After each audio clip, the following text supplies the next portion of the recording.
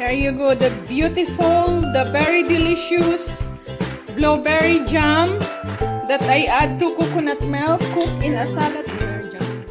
Hi guys, good morning everybody, good morning to all people around the world.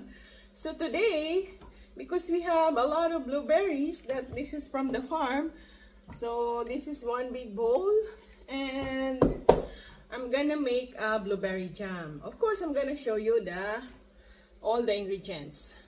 First, because we're gonna cook in a Salad Master MP5 multi-purpose 5 quarts.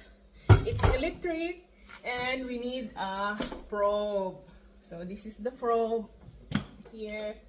So we have to program this for 150 degrees Fahrenheit. And of course, I'm wearing my Salad Master uniform from the Salad Master cup as a chef, and the apron to look nice. So let's go and start the cooking. We have to program it for 150 degrees Fahrenheit.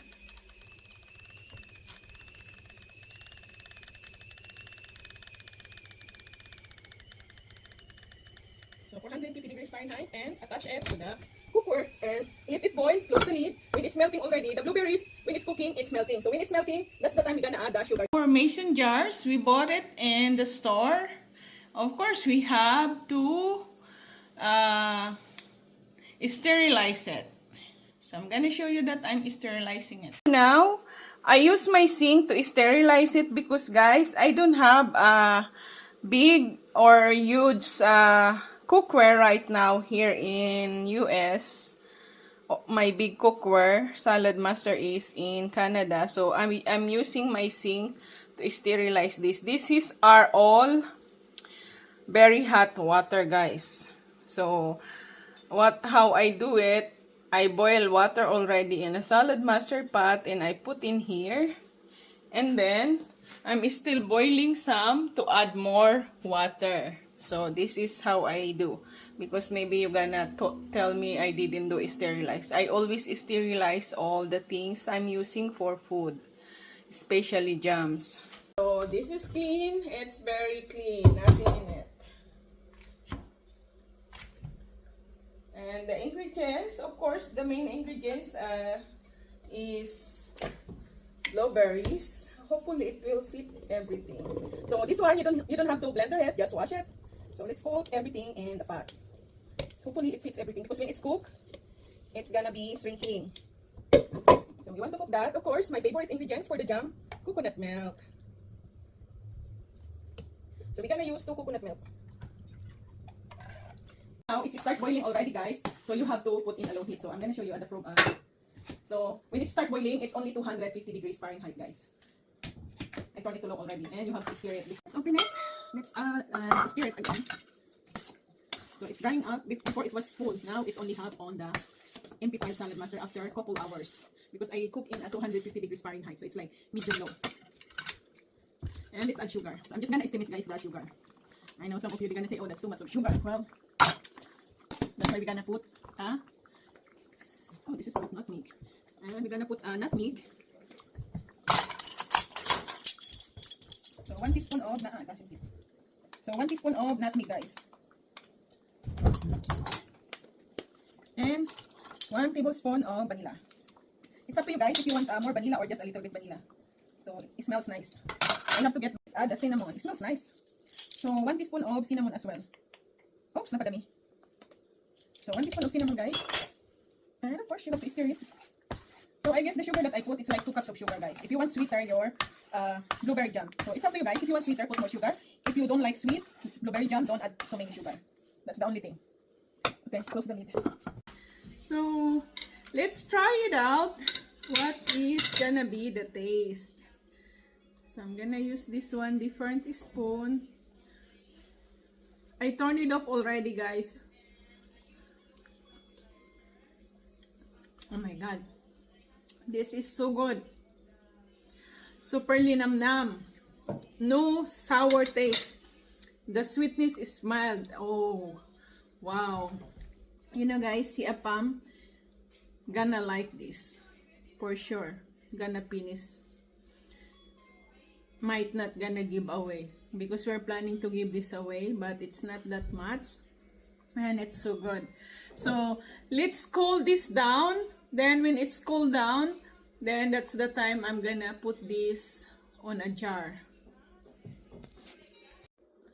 So now guys, let's start the canning of blueberry jam. Here you go. I have here for canning imbudo. I forgot what you call in English, so we call this imbudo.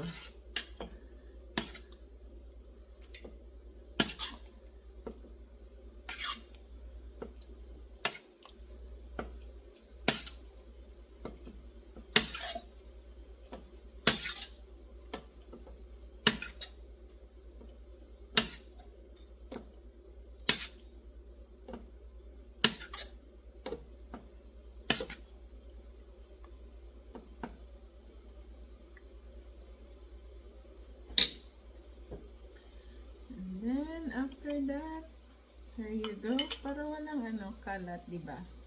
Malinis. Medyo maano pa siya, mainit. Pero okay lang.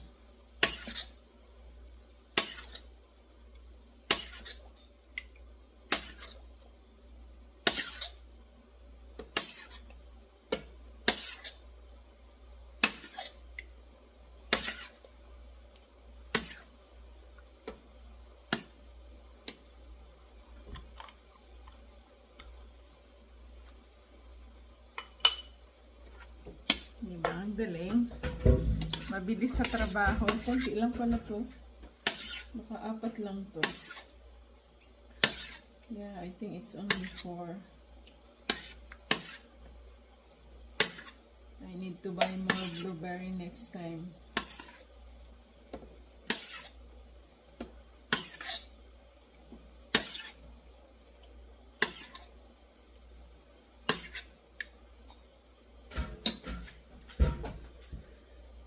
So, 3.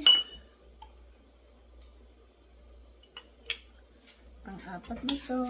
Ay, makaka-4 lang ako talaga.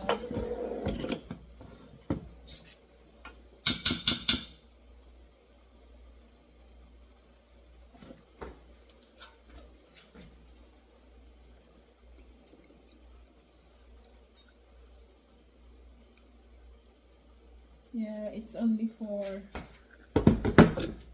Itong the rest, gamitin na lang namin sa tinapay. Sarap. Grabe guys, ang sarap.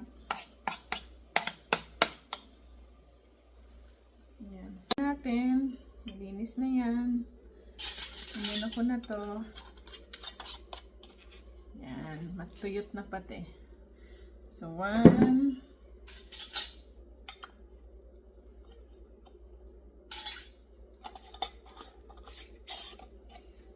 2.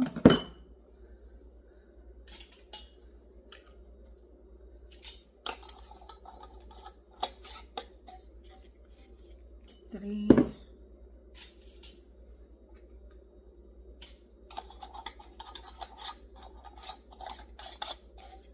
4. Only 4 mason jars, the medium size.